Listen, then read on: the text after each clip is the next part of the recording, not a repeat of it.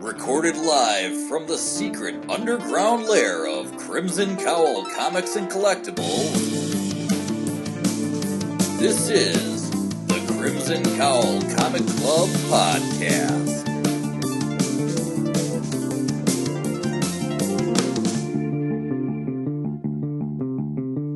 The following issues may contain spoilers.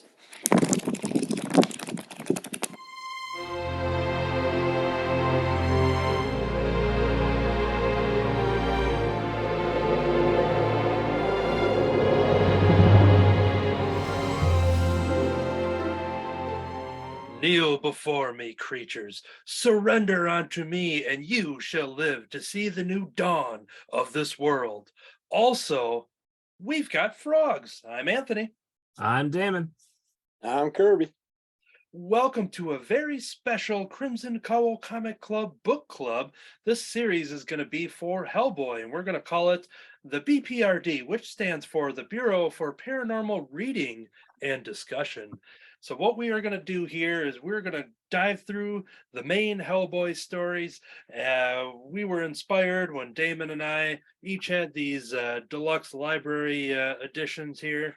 And we're like, you know what? We should do a reread of this, or a read or reread, and figured, hey, let's usher it into a kind of a special club YouTube series. So this will be video only, not available on our audio feeds. And as you listen to us talk about the first 4 issues of Hellboy in this first video here for the story of Seed of Destruction, what you're going to notice in our voices and presentation that this is the very first time that we've ever met up on a video chat to talk about these stories. We didn't even do it, 2 weeks prior to this. We didn't want to do any rehearsals. We figured, hey, if we did rehearsals, we would probably forget to hit record. And by we, I mean me. So we're like, you know what, let's just do this fresh, first time ever without any re-recording. So now that that's out there, let's talk about what we're going to do here with this Hellboy series. Before we dive into the actual story, I thought it'd be fun to open up these dossiers to kind of find out a little bit about each of these club members here and how we came to the character of Hellboy. I will throw it over to Damon first. Basically, kind of let the people know, let us know, because we never heard your backstory on this at all. Is how did you come to Hellboy? Was it through comics, the animation, the movies? Let's hear it. I came to Hellboy in 2004 with the release of the first movie by Guillermo del Toro, starring Ron Perlman. I am a fan of Ron Perlman, and I was a fan of Guillermo del Toro. And that was my first entry. I wasn't even reading comics back when this came out. I only been reading comics for probably the last 5 years. So I just went for the movies because I liked Ron Perlman and I thought it looked cool.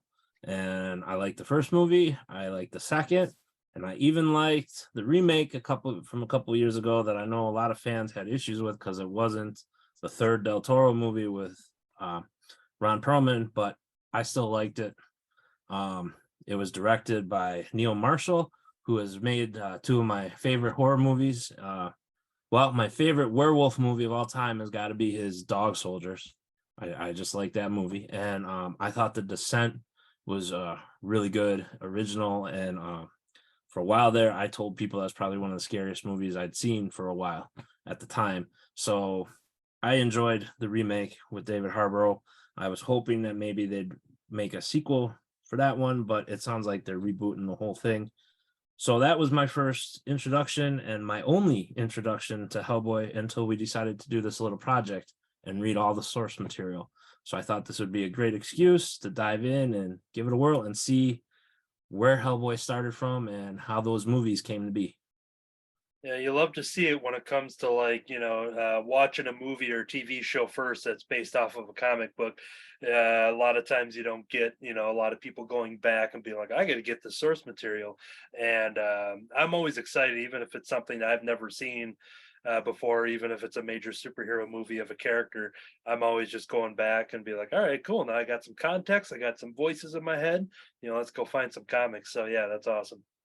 All right, let's jump over to Kirby. How did Hellboy come into your life? Well, I originally was thinking that I started out with some Mike Mignola in my younger days, but I don't believe I did until after the 2004 movie. Now that I think about it more, because I would have been 24 then. And I remember my roommate being completely obsessed with the damn movie. Never really read comic books, loved his cartoons, all that stuff. But when he seen that first movie, he was just blown out of the water. And we went into an obsession after that and picked up a bunch of Hellboy stuff. I remember going through all kinds of stuff back then. But yeah, then I liked the first two movies. I liked the remake. And then if you've seen in 2022, Ron Perlman posted that he is not eager to make Hellboy 3 at 71 effing years old, but we owe this to the fans. So maybe we will get a third one. And now he's 74 now, or 72. So Well, with all the multiverse happening in all forms of media, it's a perfect time. You can have the new guy, you can have David Harbour in there, get Ron Perlman, and just have one little scene, where they, see each other, or maybe it's a glimpse of their past or something. But with the makeup and stuff, Ron will still look great, and he's such a good actor. He can do anything. I don't care if he's 90 years old. If Harrison Ford can make an Indiana 5, Ron Perlman can make a Hellboy 3. That's all I got to say. That's the headline right there. I've got a similar story with basically not having read the comics prior. 2004 was a magical year because that is when I got back into comics after probably about a 6 to 10 year hiatus. After grade school into high school, was basically wasn't reading comics anymore. Was concentrating on other things, a lot of pro wrestling, a lot of Buffy, and just video games and things like that. And 2004 led me to a comic book convention, and based on some media guests. And then at that convention, started picking up a lot of comics. I wouldn't come across Hellboy comics, but that is the year that movie had come out, and it's basically the same thing of like, yeah, all right, you got Ron Perlman, the title of Hellboy, it looks cool. Yeah, you're definitely going to check it out. So once that had happened, then throughout the years after that, loving those movies. Once again, loving the remake, as we all seem to be agreed on. Anytime I talk to somebody who's actually seen it, everyone digs it. I've never actually met anybody who has seen it and it's just that a lot of people didn't see it because they were angry like it, or they wanted a third one. So yeah, I have yet to actually come up to somebody who has seen it but disliked it. So out of the small number of people who have seen it, seem to enjoy it. But yeah, then throughout the years, I'd kind of randomly pick up, comics and short stories of Hellboy, and never properly read it in order like we're going to do for this podcast. And, I've read reprints of Seed of Destruction and things like that, free comic book day giveaways, and, all that kind of mess. So yeah, I went with the movies, and then I got those animated movies. They came out with 2 of those. I don't know if that was in between both franchises of the movies, if it was after the first 2 or not, but yeah, they came out with those 2 animated movies. They might have a couple short stories on there, I think. But yeah, so it looks like for us here, we're very influenced and by the live action and things like that, and went back, and here we are with the comics. So yeah, that is our kind of our opening introduction here for everybody who is checking this out. What we're going to do here now is actually dive into the Seed of Destruction comic. Came out in '94. It's a 4-issue miniseries. This story is by Mike Mignola, script by John Byrne, colored by Mark Chiarello, and introduction by Robert Block, and edited by Barbara Kessel, according to the library edition here. And one thing that really struck me by literally reading this title page, because you wouldn't know it, I guess it does say it right there on the cover too, but John Byrne. John Byrne, comic creator legend. I was shocked. I had never known that. I do have the Hellboy, the Mike Mignola Making Monsters uh, documentary that came out through Kickstarter, and I'm not sure if that was one thing that just kind of went over my head. But opening this up and seeing John Byrne's name attached was a pleasant surprise. Overall, with this story, basically dealing with seeing the origins of Hellboy back in the 40s, seeing how he is called upon when there's actually these kind of seven entities that are going to be like trying to being summoned to Earth to basically destroy the planet. And but a little baby devil character shows up. Hellboy shows up and is basically kept alive and raised throughout the years. And the main story takes place in present day of 94, in which the BPRD, the Bureau for Paranormal Research and Defense, I think, has got her own little title memorized. So I think that's right. Suppose it says it. No, it doesn't say it on my shirt. The BPRD, basically, we have Hellboy, we have Liz Sherman, and Abe Sapien being kind of a trio of characters that are kind of going out on missions and just kind of controlling these monster situations, and they're ghostbusters in a way, and they all each have their own little unique abilities and features about them. And the overall story of Seed of Destruction is kind of the mystery of the death of Hellboy's kind of adopted father. Is it Professor Broom or Dr. Broom is how you pronounce it. Yeah, he's either a doctor or professor or something like that. But yeah, like he had went out on a kind of an expedition in the Arctic, kind of looking for this cave and the statue, all this stuff that ties into Rasputin and the seven gods and the end of the world. And then once again we have frogs. So that is kind of the real kind of broad overview of these four issues. So what we're going to do, rather than going page by page and dissecting every little dialogue box and dissecting every little frog that jumps out at the page, we'll kind of go around the circle here and talk about likes and dislikes of the overall story and what we thought of it. I'll throw it over to Damon so I can take a drink of water. So Damon, what did you think of Seed of Destruction? I liked it. I can see where some of the plot devices and the characters that they use in the original movie came from. Like, there's the similarities between Hellboy, Professor, Abe, the frogs, even though it's kind of played differently in the movie. The origin, some of the villains, but then it was kind of its own different. So it was kind of different from the movie, even though it was kind of similar, and I like that. Overall, I thought the story was good. I enjoyed it. I'm looking forward to reading some of the others. I know I kind of pointed it out before, but I must say that in the whole book, my favorite page was the photograph towards the beginning of the whole group and the baby Hellboy when he first shows up on the island, and it's like taken straight from the movie. That was like one of the first shots of the movie that I could remember.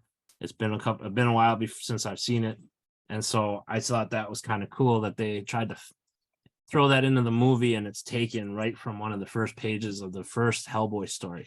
So I thought that was kind of neat.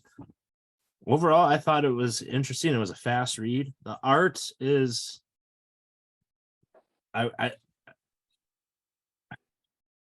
Mike has his own like unique art style. It seems kind of basic and kind of plain compared to some of modern day comics, but even though it's kind of basic, there's a lot of detail that he throws in there, and a lot of the pages in here are real big. It's not your typical like 9-panel page. There's some real big full page artwork, and it takes a little bit if you're used to, like me, I've only been reading, comics from the last 5 years. basically. So the art style is definitely different. It takes a couple pages to get into it, but towards the end, I'm totally digging it. I like this kind of style, and it doesn't even bother me anymore.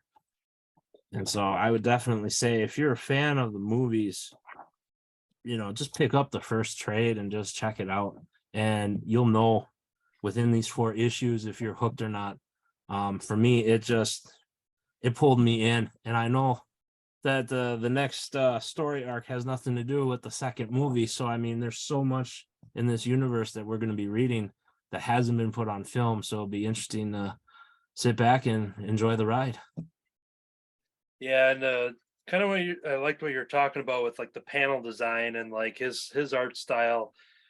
His mood, his interest in storytelling. He's done some superhero books. I think he had done some Batman work prior to this, but like everything that he is about and all the, like the novels and stuff that he grew up with and monster stories that he loves is it makes sense once you see his art style. Like he kind of lives in that world, and anytime you open up a Mignola book and see a cover or something, you recognize he's one of those let's just say dozen, just for a number of artists that are just like, all right, that is definitely that comic book artist. And it's just one of those styles that just kind of it's very beloved, and you love to see it. But yeah, I like the kind of what you said too about the panel layout then too, and kind of breaks the mold and just kind of does what whatever the story needs is how the art is going to be shown in there. And you see how a lot of that is controlled for somebody who is the creator and a writer and the artist, and they got a lot of that control, whereas one person could write the script and then the artist can kind of perceive it a different way and block it off this way. And some writers might make their own little diagrams and rough drafts of how they see the panels, but then a lot of writers trust the artist and stuff too. But this is definitely one where the person is kind of has all the hands in at once and working on it. So we'll jump over to Kirby. Thoughts on Seed of Destruction? Well, first off, our 3 little characters that are part of the little paranormal group are Professor Malcolm Frost from Blackfriars College, stateside, and then Trevor Brutenholm, pronounced Broom, who's some kind of paranormal whiz kid, and then Lady Cynthia, who's Eden Jones, who's supposed to be England's top medium. So Broom's just a broom. He's just a broom. Yeah. I liked it. I love how Hellboy from seeing the movie and everything, it's like all I hear is Ron Perlman and see Ron Perlman with the character everywhere I look. I've always had a little bit of negativity against the triangular body types, but I fell in love with the story and the artwork fell in place with it for me eventually. I like how this gives us a lot more than the movie itself. It gets deeper into the storyline. But yeah, it's definitely an interesting start, and it does play off the original movie, so not too much new to get into from that other than a little bit of extra stuff. But I like how there are different versions and stuff. Like the one I have has an extra little story in it in the background, which is the following stories are the first Hellboy stories ever produced, done to promote the miniseries and introduce the character. The first story ran in the San Diego Comic-Con Comics #2, given away at the 1993 San Diego Comic-Con, and the second story was published in the Comics Buyer's Guide. I wasn't much concerned with the plot, but I did learn a couple of things. Hellboy looks better with a coat, and I like to draw gorillas with big bolts sticking out of them. The art on this page is the first Hellboy promotional piece and the first appearance of his coat. But yeah, it was nice having that little extra in there. And then I also apparently had some extra artwork that you guys didn't get your hands on with the bigger version, such as the Madman picture with Abe and Hellboy in there. It's like nice little bonus, but yeah, it was In the back. enjoyable. It is in the back of ours. Okay. What was the picture you just posted? Showed? Is it the Yeah. Madman one? Yeah, Hellboy and Abe with Madman in the background. And of course it just disappears. And then there's this page with the gorilla on it too. So yeah, like with reading these stories, I haven't dipped, I'll get to it when I get through these stories and start diving into all that behind the scenes stuff. But yeah, it's good to know that that stuff's all included in there. And I'm glad you brought up Madman too, because this is a perfect opportunity for me to mention how myself and Hellboy are kind of friends from work. We're colleagues because both Hellboy's from Dark Horse Comics, but he has also showed up in one of Madman's comics in the Dark Horse run. And I also showed up in a Mad Maniverse related comic, X-Ray Robot, published by Dark Horse that had Madman in it. So by association, myself and Hellboy, Big Red himself, we're colleagues. So I'm going to try to get him on this podcast. I'm not sure, I'm sure he's busy and booked up and everything, but yeah, just wanted to throw that out there as a little fun fact for the club here. Just to comment on what Kirby was saying, I just am peeking through. It looks like there is 2 stories and a bunch of pictures and a sketchbook and stuff in the back. I just didn't read it because it's after the second story arc, Wake the Devil, and I didn't want to take a chance that there might be something ruining it. So Yep. So you got all the back matter there. yeah. So yeah, and my thoughts on Seed of Destruction, I've read it a couple times now. When I originally read it, I read it pretty quick. But then I wanted to kind of really refresh myself, knowing, with helping host this podcast and going through, I'm like, all right, I want to really, dive into this. And I spent a lot of time with it on the second go around, and I got a lot more out of it. Anytime you get into anything like history related, whether it's real life history or fictional history, there's times where I can just kind of gloss over some of that stuff. And comics like Wonder Woman or even Hellboy, where you have a lot of characters, like a lot of made up names, and we're given a lot of names and a lot of world building in just in that first issue. And a lot of times when I get that, my brain will just kind of start skipping over it, and I feel like I'm sitting there in school or something. I got to take notes, so I just kind of breeze through it, get to the action, and understand the overall idea of it. But I really enjoyed the second go around in a short amount of time to really digest the story, and I dug it. We talked about we probably would have said this if we tried recording this at a different time. I'm sure we would have said something like this. But these stories are really good to just Hellboy in general, to kind of jump in any story arc. The idea of who the character is pretty much just right there on the page. You can kind of get it, and you just jump into these little condensed mysteries. I believe it was Frank Miller who was the one that had suggested to Mike, rather than him doing Hellboy 1, 2, 3, 65, 66, to just kind of keep it self-contained stories in little volumes and arcs. And while the characters continue to progress, and there are consequences and things like that, but ultimately you can just kind of jump in anywhere and just pick some random stories, and that may influence you to go back from to the beginning and read them. So I like the idea that the way these volumes are laid out in the hardcovers here, the library editions, with having mostly I think 2 story arcs per volume plus back matter.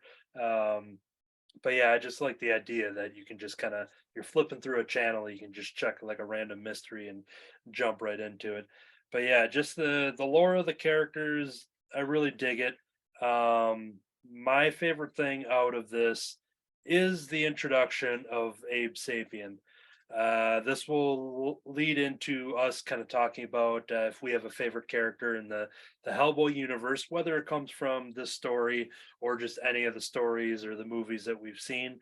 So I'll kick it off here with talking about Abe Sapien. Now, I love his introduction in this. It starts with issue 2 of this series. Hellboy, Liz, and Abe. I don't know if I forget if they name him right away. They might just call him Abe. Yeah. Oh, Abraham Sapien. And Hellboy is out there. He's not hiding his identity. Everybody, he's very much known identity wise and appearance. He's not trying to mask it. But Liz, who, appears, quote unquote, a normal human. But Abraham Sapien, a character who is coming in with a jacket, a scarf, he's got the hat on and kind of a darkened face, and he kind of has the Invisible Man, classic Universal monster type of look to it. Anytime you got characters like Ben Grimm, the Ninja Turtles, Silver Surfer, these are all characters. Anytime they've went out in public, they always don that trench coat and the hat and everything. So I love seeing Abe, and he even has a fake beard as he steps out of the shadows, and I love that because it's just like, all right, Abraham Sapien, it's a cool name, and you're still not quite sure like who is this mystery guy, but very quick we jump into his origin, and we do see a little bit. They get a little bit of a tease. I'm sure they dive into it, no puns intended. Dive into it much deeper in different stories and such, but. I love just this whole introduction and the little tease about um I'll just read it from the text here. I wish I could tell you about Abe. That's not his real name, of course. Abraham Sapiens, a bit of a bad joke. He was discovered when plumbers working in the basement of St. Trinian's Hospital in Washington, D.C., broke open a sealed door and discovered a long forgotten chamber. The Bureau took his name from the inscription on a scrap of paper pinned up near the tube the day President Lincoln died. And they have the little, the inscription there. And I just love that, literal one page tease, the reveal, him opening up the trench coat and seeing that he's a fish man. And so I kind of want to use that as a jumping off point to mention that Abe Sapien, definitely from the movie first, but the reveal then in the comics is my favorite of the Hellboy characters in any of the stories. We'll jump over to Damon. Do you have a character that is a favorite? I guess I just would have to relate closer to Hellboy. For one, he's modeled after my physique, Yeah. so there's that similarities. He's kind of short fused, hot temper. If you ask my wife, I meet those characteristics as well. So I just kind of like his attitude. He tries to be funny without being funny, and it just works. Plus, in his Mike's art is kind of on the darker side. So every time he's on the page, he's in his bright red. It kind of is a real contrast. It helps him pop. He's just the most interesting character in the book, and he's the one that I look forward to. And just like Kirby said earlier, every time I look at him, I know this came out way before the movie, but every time I see him on the page or read one of his balloons, I just see and hear Ron Perlman. It's like it was perfect. And so yeah, he's by far my favorite character and the one I could probably relate to. And that's one of the key reasons why we made sure that this was going to be a YouTube exclusive series, because we wanted our fans to, notice those similarities, as you mentioned, the physique, and it's off camera. Oh, you kind of, one of your hands. I think you dumbed it down just so it wasn't, distracting. But one of your hands is extra large too. But yeah. All right, let's jump over to Kirby. Do you have a favorite character in the Hellboy universe? And this could, by association, include my character from X-Ray Robot. Go ahead. Yeah, when I was younger, you pretty much had to drag me kicking and screaming out of the water. And when I seen Abe Sapien, any character like that, I was always obsessed with it. I always wanted to have that ability to breathe underwater and just go out in that ocean and just go exploring and have fun. But yeah, Abe Sapien was the one for me. But Well, I'm glad we brought it back around to Abe because I wanted to release a fact that is a little fresh at the time of this recording. Because we talked about the movies and liking the characters from there and seeing Abe and seeing the Fishman. It was released on a Michael Rosenbaum's podcast, who was Lex Luthor from Smallville and many other things. But he had Doug Jones on, who is the actor for Abe Sapien. And when Doug was brought onto the movie, it was understood that there was a chance that he wasn't going to be the voice. He was going to do the voice while they're there, and maybe he would get to ADR, but there was a good chance that he wasn't even going to do that because Doug Jones, even though he had been working for probably 20 years at that point in the business, doing a lot of commercial work and things like that. If people are familiar of the Moon Man from McDonald's, he played that character, the Moon Man. So he's done a lot of commercial work and stuff like that. But when they are advertising this movie and promoting it, they wanted a bigger name up on that poster. And David Hyde Pierce, who was Niles from Frasier, was cast to do the voice of Abe Sapien. And as the movie would go along, Doug actually got into the ADR booth to record and polish up those lines, but he was still told that contract wise that it was a possibility that the next day David Hyde Pierce could come in, no fault to his own, he's just doing his job and that's what he was hired for, but there was a chance that that voice could be wiped, and that did actually happen. David Hyde Pierce, through Doug Jones' story on Rosenbaum's podcast, had mentioned that Doug had went in there, or David had went in there and listened to Doug's voiceovers and done his work and kind of wondered, like, why am I here? Just like this guy, he's playing the character, he must be voicing it, very well if David Hyde Pierce is questioning his own involvement in the movie. But once again, that was the name, the height of the fame at that time, and let's get that name on the poster. But what'll be interesting is that when you go ahead and watch that movie, you see the red carpet premiere, you see the posters, you even see the credits in the actual movie. You wouldn't find David Hyde Pierce's name anywhere, but there was one spot that you would find it, and it would be on IMDb. And the way Doug tells it is that while you didn't see David Hyde Pierce on the red carpet, you didn't see those credits. And that was all thanks to David Hyde Pierce, because it was his way of saying, out of respect for Doug Jones, that he didn't want his name plastered all over this movie. Legal rights probably still had it on IMDb, and I'm shocked it's not even in those movie credits. You would think it would have to be in there. But yeah, that was all, thanks to David Hyde Pierce and kind of seeing and respecting the work and not wanting to, he came in, and however long that would take to do a voiceover, but he came in and, did his job. But Doug was there, on set in the makeup and spending all those hours and doing all that acting, and even voiced it himself, and got it erased. So that was kind of a cool moment, which then led to them securing that Doug Jones would return to act as well as be the voice for that second movie. So that's a fun little fact that is kind of in the news for Hellboy outside of the upcoming reboot. So, but yeah, that was kind of a fun little fact there. All right, so I think what we're going to do, we kind of wrapped up. We kind of talked about the story. We all pretty much dug it. What we're going to do on these podcasts is dive into the future episodes of this podcast. We'll do the stories in the order that they're presented upon release within these Hellboy Library Edition volumes. and we'll go through and talk about it. We may have other club members from our main podcast join in.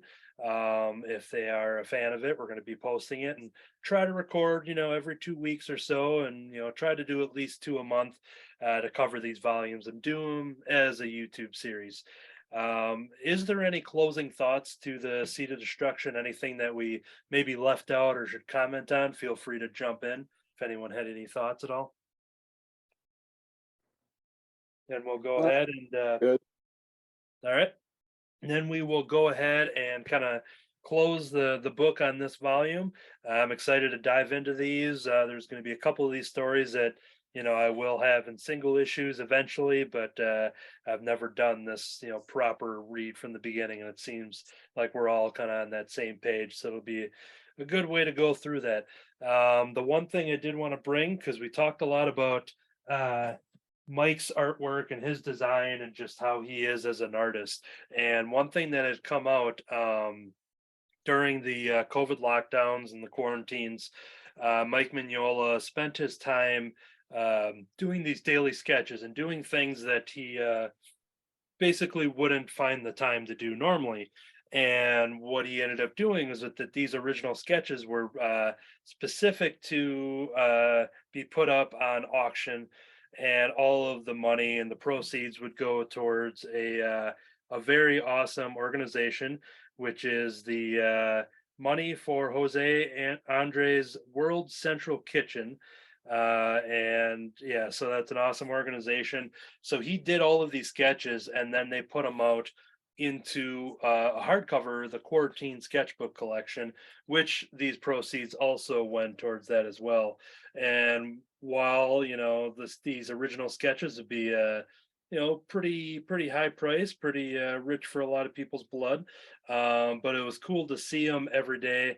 But then it's even better to kind of see them show up in this collection here, and kind of talking about his style and how recognizable it is. It's got a lot of Hellboys in here and stuff too, but there are some characters that maybe he's never drawn or he wouldn't be hired to draw. But we have a Morbius to kind of see how you look at Morbius being like, well, that is Mike Mignola's Morbius. Like, that's exactly his style. It's just so recognizable. He's got the breakfast cereal monsters, so that's an awesome one too. And once again, just seeing everything imagined under his pen. Here's an even wilder one: Adventure Time, the popular cartoon. I'm not that familiar with it beyond it existing, but like something like that, like Mike Mignola is never going to be hired being like, hey, we want Mike to write and draw an Adventure Time story. Like, that's just something that's probably not going to happen normally, but doing these sketches is pretty awesome. The last one I'll show off is a Fred Flintstone, which is just I just love it. And this one probably plays into his style a little more just for the caveman aspect. Obviously, we all have an idea of Fred Flintstone as the cartoon, but if you break it down to the root of the fact that he's a caveman, that's something that would kind of fall into his wheelhouse. There was one other crazy one. Oh, yep, found it. I was hoping I would, so I wouldn't miss it. But yeah, there is a Kermit the Frog too, and I don't think Kermit the Frog has ever been presented in more a horrific lens than you see right here, and a very beautiful horrific lens. But yeah, so yeah, just kind of talking about his style is just, yeah, we're going to be talking about that throughout all these episodes. In our Seed of Destruction book also, you had the first few of Hellboy drawn by Mike Mignola, which does not look at all like Hellboy. It was when he first gave it the name Hellboy. And then you see a couple other early examples of how Hellboy evolved over a short period of time. But yeah, that was interesting seeing the big difference from one to the other. So. Yeah, it's always fun, to see that evolution and how the characters first started, and upon that initial concept until you're like, yeah, it might have something here, but also got to rework it completely. But yeah, cool. All right. Well, I think that is going to do it then. We'll wrap it up for our first discussion of the Hellboy. Once again, it's an exclusive series for our YouTube channel. If you somehow searched Hellboy on YouTube and it came across our discussion, this is just kind of a little introduction of who we are. We are from the Crimson Cowl Comic Club, which is an audio podcast, now also as YouTube videos on this very channel. And it's an almost weekly comic club podcast. We all meet and talk about we have club discussion titles that are current. Then we do weekly reviews and we go back and forth, talk about books that we've all been reading. They could be new, they could be old, but we're doing it there. We'll do some news, and it's mostly covering previews and the catalogs and pre-ordering. This year, we just started having a lot of special guests, and we have a couple more that are booked for the future. So the Crimson Cowl Comic Club, we've got over 250 episodes. Limited amount of those are available through the audio channel, but check them out. And now the YouTube one's coming up, and we have a website, crimsoncowl.com. We have some web comics that are exclusive to that website that are being done from the co-creator and members here of this Crimson Cowl Comic Club. So check out Crimson Cowl crimsoncowl.com. Crimson Cowl Comic Club at yahoo.com if you want to email us about any questions or concerns. Was there something that we missed in this Hellboy discussion? Did we get something wrong? Please let us know. We can do a correction. If you're listening to this and you want to give your 2 cents on these stories or upcoming stories as we get them, feel free to email us, Crimson Cowl Comic Club at yahoo.com, and we can read them on the air. Crimson Cowl Comic Club on YouTube. Hit that subscribe button. Crimson Cowl, the Crimson Cowl, all one word, on Instagram. Crimson Cowl Comic Club on iTunes. And then Kirby has a spinoff podcast, Under the Cowl of MS. You want to give a brief description for people that may not know what Under the Cowl of MS is? You can find audio, video, YouTube of multiple sclerosis and comic book and entertainment related stuff and whatever I feel like talking about. But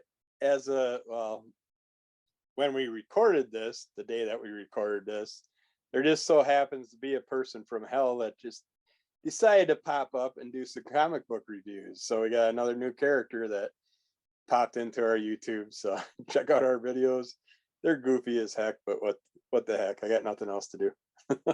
Subscribe to Under the Cowl of MS wherever you get your audio podcast, as well as YouTube for those videos. I myself, I have a hobby artist account. My name's Anthony Latch. That's LAATSCH. You can find a hobby artist account on Facebook and Instagram to kind of follow my journey there. And that is going to do it. So that's just kind of the overall plugs and introduction. If you liked what you saw, maybe you'll give a subscribe. Maybe you'll listen to our weekly Comic Club podcast. But yeah, we're happy to dive into the world of Mike Mignola through the Hellboy characters in these upcoming episode series here on YouTube. That is going to do it for the Seed of Destruction. This whole time, I've been pale and unwell. I've been wondering why the chicken crossed the road, but it didn't matter. Hellboy got ticked and shot him anyways. I've been dipping my tail in the water trying to catch some frogs. Until next time, no need to go to hell. Hell is coming here.